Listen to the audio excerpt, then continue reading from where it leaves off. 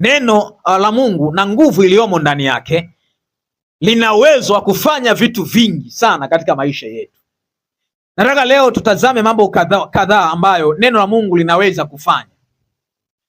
Nataka tuangalie mambo ambayo neno la Mungu linaweza kufanya ili kwamba kila mtu katikati yetu alipe nafasi neno la Mungu katika maisha yake ili lilete matokeo yasiyo kifani katika maisha yake. Haleluya. Bwana Yesu asifiwe sana. Jambo la kwanza kabisa ambalo nataka tuliangalie katika yale mambo mengi, jambo la kwanza kabisa ambalo neno la Mungu linaweza kufanya, neno la Mungu linaweza kumbadilisha mtu asiyeamini. Hili ni jambo la kwanza kabisa ambalo neno la Mungu linaweza kufanya, kumbadilisha mtu asiyeamini hata aweze kuamini. Neno la Mungu linaweza kufanya hiyo kazi. Mtu hawezi kumbadilisha mtu. Mimi siwezi kumbadilisha mtu asiyeamini, mtu asiyemwamini Yesu. Mimi binafsi kwa nguvu zangu na uwezo wangu nimbadilishe aamini, siwezi. Lakini neno la Mungu linaweza kumbadilisha mtu aliyekuwa hamwamini Kristo na akaanza kumwamini Kristo. Neno la Mungu linaweza. Bwana Yesu asifiwe sana. Na hii ni nguvu ya kwanza ambayo tutaiona hapa, ambayo imo katika neno la Mungu, kumbadilisha mtu asiyeamini aweze kuamini. Bwana Yesu asifiwe sana. Tuanze na kitabu kile cha Yakobo sura yake ya kwanza na ule mstari wa 18. Yakobo sura yake ya kwanza na ule mstari wa 18. Biblia inasema, kwa kupenda kwake mwenyewe alituzaa sisi kwa neno la kweli, tuwe kama rimbuko la viumbe vyake. Kwa kupenda kwake mwenyewe alituzaa sisi. Bwana Yesu asifiwe sana. Lakini pia waraka wa kwanza wa Petro sura yake ya kwanza, waraka wa kwanza wa Petro sura yake ya kwanza mstari wa 22 hadi 25. Waraka wa Petro wa kwanza wa Petro sura yake ya kwanza mstari wake wa 22 hadi ule mstari wa 25. Biblia inasema, mkiisha kujitakasa roho zenu kwa kuitii kweli, hata kufikiria upendano wa ndugu usio na unafiki, basi jitahidini kupendana kwa moyo, kwa kuwa mmezaliwa mara ya pili, si kwa mbegu iharibikayo, bali kwa ile isiyoharibika, kwa neno la Mungu lenye uzima lidumulo hata milele. Maana mwili wote si kama majani, na fahali yake yote ni kama ua la majani. Majani hukauka na ua lake hunyauka, bali neno la Bwana hudumu hata milele. Na neno hilo ni neno lile jema lililohubiriwa kwenu. Bwana Yesu asifiwe sana. Lakini pia unaweza kuandika Yohana mtakatifu sura yake ya kwanza na ule mstari ule wa 13. Yohana mtakatifu sura yake ya kwanza na ule mstari wa 13. Maandiko yanazungumza habari ya neno la Mungu linavyoweza kumbadilisha mtu. Katika Yakobo anasema, kwa kupenda kwake mwenyewe alituzaa sisi kwa neno la kweli. Kwa neno la kweli. Mtu yeyote ambaye amemwamini Kristo amefanywa hivyo na neno la Mungu. Na ndio maana hakuna mtu anayeweza kuokoka bila kusikia habari njema. Hakuna mtu anayeweza kumkiri Yesu kuwa Bwana na Mwokozi wa maisha yake bila kusikia habari za Injili. Bwana Yesu asifiwe sana. Ni lazima mtu asikie, na anaposikia lile neno ndilo linalombadilisha, linamfanya awe wa tofauti, kwa sababu katika neno la Mungu kuna nguvu ya badiliko. Bwana Yesu asifiwe sana. Nataka niwakumbushe watu wa Mungu habari zile za Kornelio. Kornelio alikuwa ni mtu aliyekuwa ameishika dini ya Kiyahudi, na kwa sababu ya kuishika dini ya Kiyahudi alikuwa na matendo mema, aliyatenda matendo mema mengi. Alijitoa kwa ajili ya maskini, alitoa sadaka nyingi, lakini pia alikuwa anasali kwa dini yake ya Kiyahudi. Lakini alikuwa hajazaliwa tena, alikuwa hajazaliwa mara ya pili, alikuwa hajamwamini Yesu kuwa Bwana na Mwokozi wa maisha yake, lakini amekuwa ni mcha Mungu. Bwana Yesu asifiwe sana. Haleluya, haleluya. Lakini ili aweze kuzaliwa mara ya pili, amfananie Kristo, awe mtu ambaye yuko safarini kwenda mbinguni, ilibidi Mungu awatume watu waende wamwite mtumishi wa Mungu anaitwa Simoni, aende katika nyumba ya Kornelio, amwambie mambo yanayopasa ili Kornelio ayafanye kwa neno lile, aweze kuzaliwa tena. Bwana Yesu asifiwe sana. Aweze kubadilishwa. Neno la Mungu lina nguvu ya kumbadilisha mtu asiamini. Neno la Mungu lina nguvu ya kuweza kumbadilisha mtu asiyeamini. Kama kuna mtu unatamani abadilike, hii ni siri nakupa. Kama kuna mtu unatamani abadilike, zungumza naye habari za neno la Mungu. Bwana Yesu asifiwe sana. Zungumza naye habari za neno la Mungu. Sema naye habari za neno la Mungu. Mwambie habari za Injili. Zungumza naye habari za Injili. Lile neno litabadilisha maisha yake, litamfanya atembee tofauti na vile alikuwa anatembea. Neno la Mungu ndilo linaloweza kubadilisha watu ambao shetani amewakamata. Neno la Mungu linabadilisha wachawi, neno la Mungu linabadilisha walevi, neno la Mungu linabadilisha waganga, neno la Mungu linabadilisha majambazi, linabadilisha neno la Mungu. Bwana Yesu asifiwe sana. Neno la Mungu linabadilisha watu, linabadilisha watu ambao wamekuwa waraibu, linabadilisha neno la Mungu. Neno la Mungu lina nguvu ya kubadilisha. Neno la Mungu lina nguvu ya kumbadilisha mtu asiyeamini. Sasa ili neno la Mungu liweze kuleta mabadiliko, neno la Mungu liweze kumbadilisha mtu, hautakiwi kulisoma neno la Mungu kama gazeti. Ukisoma Biblia hii kama gazeti, neno halitakubadilisha.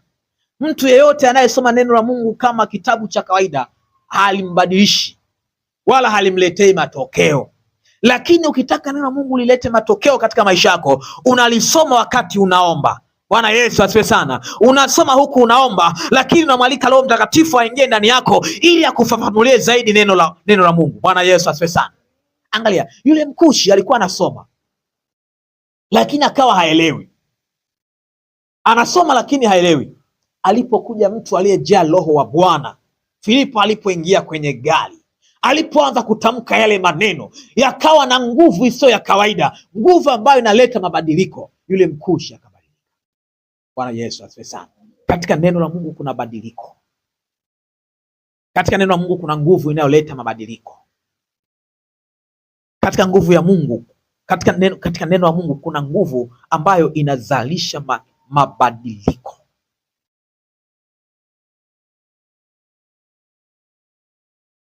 Kama kuna mtu unataka abadilike, share naye maneno ya Mungu.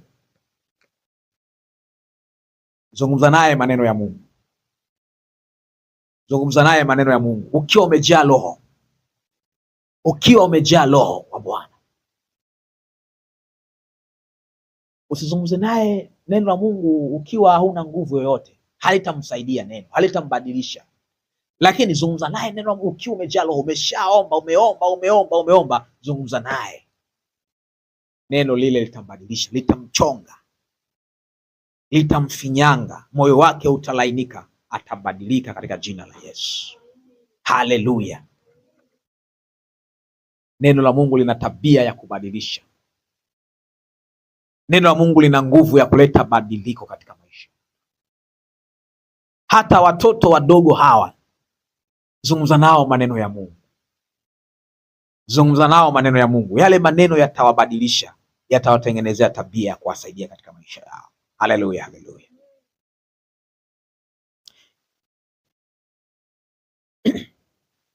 Hiyo ni namna ya kwanza ambavyo neno la Mungu lina nguvu, lakini nakuonyesha sasa namna ya pili ambavyo neno la Mungu lina nguvu, na inawezekana nitaishia kwenye aina hii ya pili. Namna ya pili ambavyo neno la Mungu lina nguvu. Neno la Mungu lina nguvu ya kushindana na dhambi.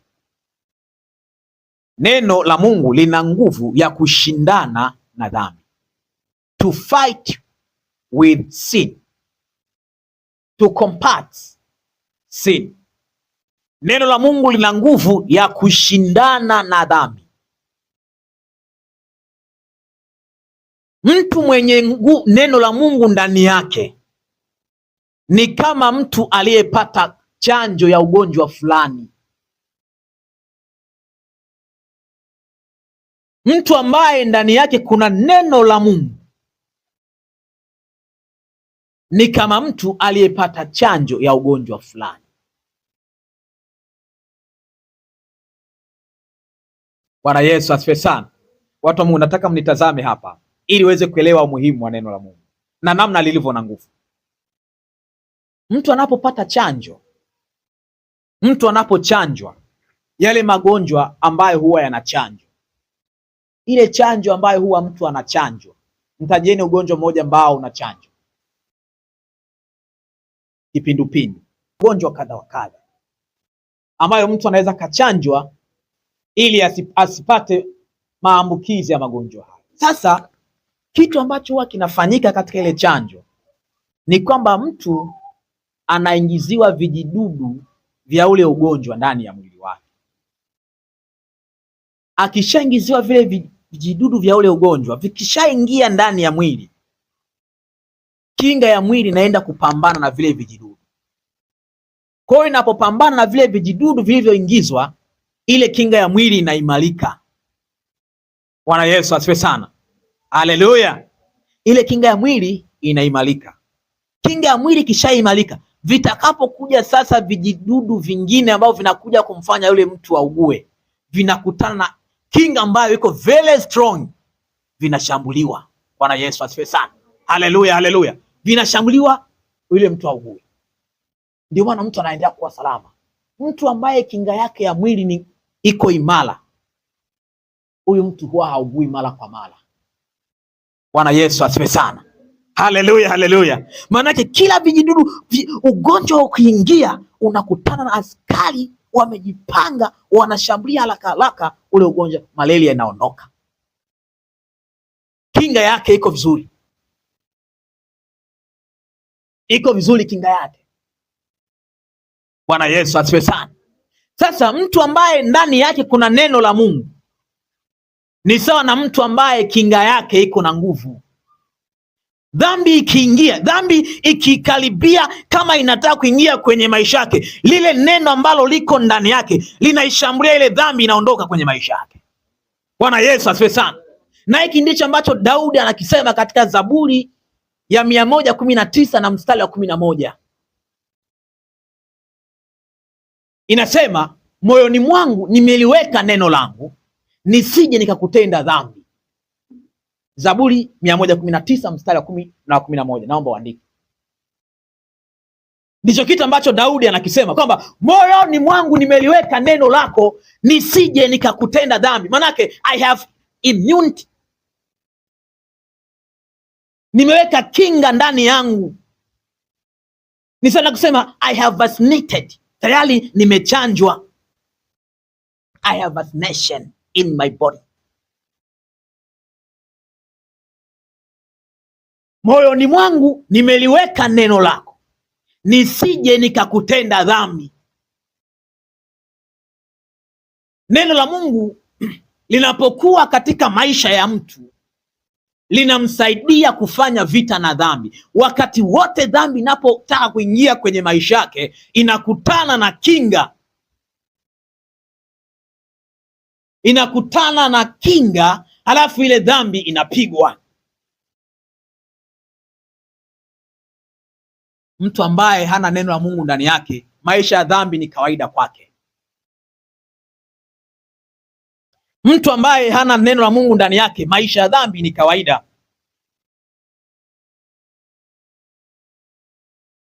Lakini mtu aliye na neno la Mungu ndani yake akitenda dhambi hapati amani.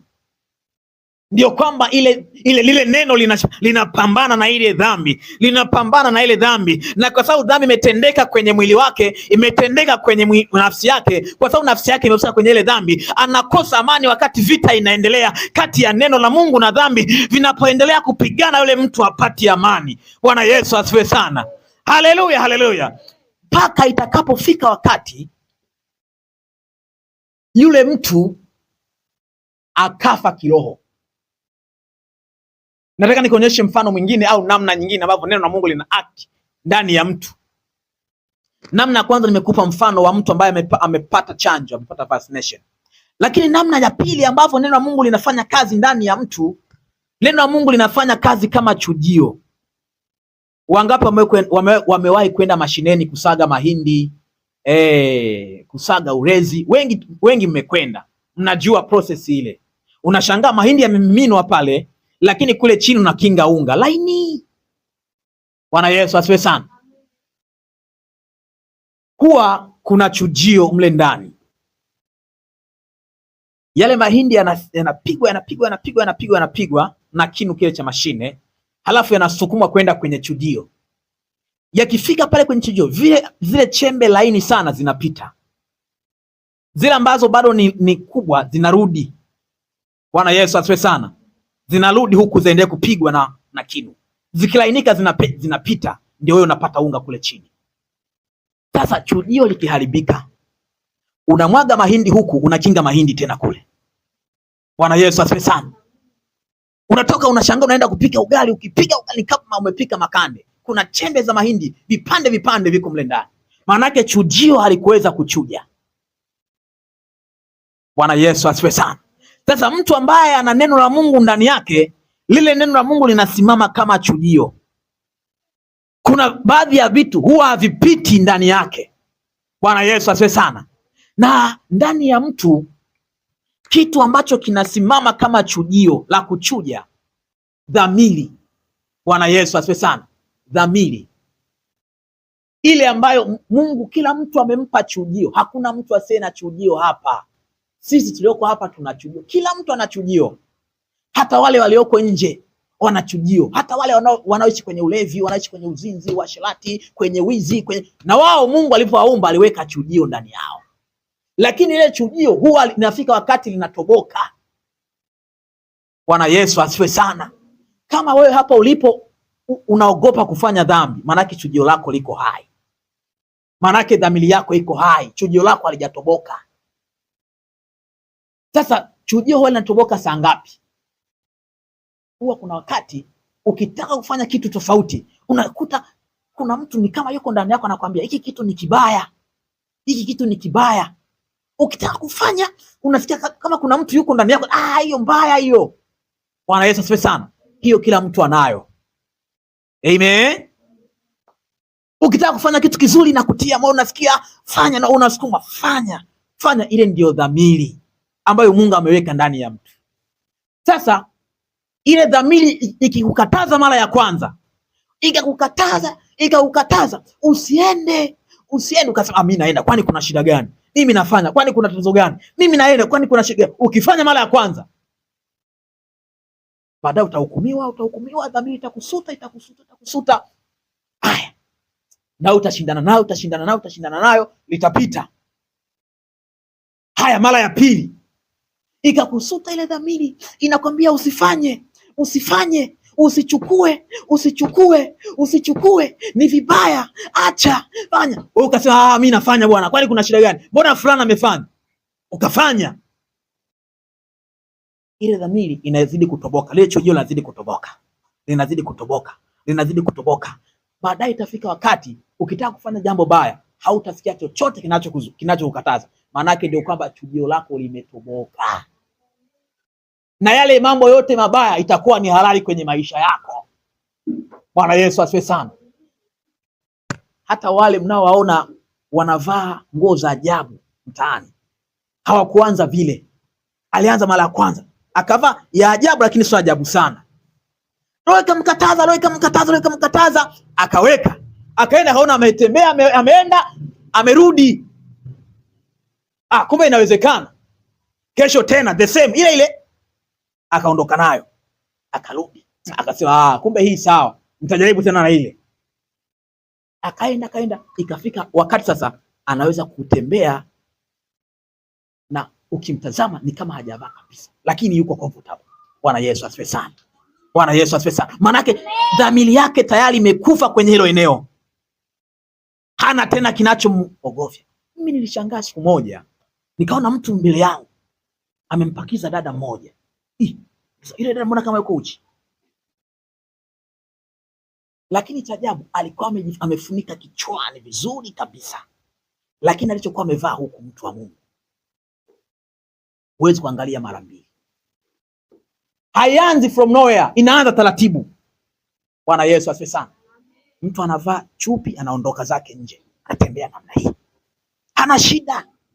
Dhamiri imekufa, chujio lile ndivyo inavyokuwa. Sasa neno la Mungu linapokuwa ndani ya mtu linafanya kazi kama chujio, linamsaidia. Sio kila kitu anakubali. Haleluya, Bwana Yesu asifiwe sana. Ndio kile kitu ambacho Daudi anasema kwamba moyoni mwangu nimeliweka neno lako, nisije nikakutenda dhambi. Nimeweka chujio ndani yangu. Sio kila kitu kitapita kwenye maisha yangu. Bwana Yesu asifiwe sana. Sasa haya maneno ambayo Daudi anayasema yametafsiriwa katika kitabu cha Luka Mtakatifu sura yake ya 19 na mstari sura yake ya 2 na mstari wa 19, lakini pia na ule mstari wa 51. Mariamu anaposema kwamba na maneno yale niliyaweka moyoni mwangu. Luka Mtakatifu sura ya 2, nataka nisome pale maana sasa niko ukingoni na malizia. Luka Mtakatifu sura yake ya 2. Luka Mtakatifu sura yake ya 2 na ule mstari wa 19, nataka nisome ule mstari. Ni tafsiri tu ya kile ambacho anakisema, kile anachokisema Daudi katika Zaburi. Inasema hivi, sura ile ya 10 sura ile mstari ule wa 19. Luka Mtakatifu sura ya 2 na ule mstari wa 19. Biblia inasema hivi: lakini Mariamu akayaweka maneno hayo yote akiyafikiri moyoni mwake. Lakini Mariamu akayaweka maneno hayo yote akayakili moyoni mwake. Hii ndio tafsiri ya kuliweka neno. Bwana Yesu asifiwe sana. Maana kuendelea kulikumbuka, kuendelea kulikumbuka na kulikumbuka na kulikumbuka, ndio kitu ambacho Daudi anakisema kwamba moyoni mwangu nimeliweka neno lako. Si kwamba amelichukua kalibandika yani amelisoma halafu analiweka, anazidi kulikumbuka, analikumbuka. Lakini ile Zaburi sura ile ya 19 kuna mstari mwingine pale, ndio huo tuhitimishe nao. Zaburi 119, tuhitimishe na mstari huu. Tuhitimishe na mstari huu.